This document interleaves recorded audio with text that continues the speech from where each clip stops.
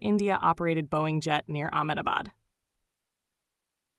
What happened? On June 12, 2025, Air India Flight AI-171, a Boeing 7878 Dreamliner VTANB, crashed into the Meghani Nagar residential area just minutes after taking off from Ahmedabad's Sardar Vallabhbhai Patel International Airport, bound for London Gatwick. Aircraft carried a total of 242 souls, 230 passengers plus 12 crew.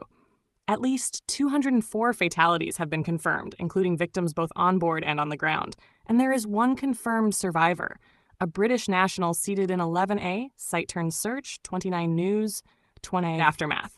Witnesses and officials describe multiple explosions, a large fireball, and thick smoke rising in Meghani Nagar. Structures hit included a doctor's hostel and BJ Medical College. Site agency teams, including local police, fire services, NDRF, and the Indian Army, responded swiftly to rescue and recovery efforts. Site who was on board. Passengers included 169 Indian, 53 British, 7 Portuguese, 1 Canadian, along with 12 crew members, 2 pilots plus 10 cabin crew.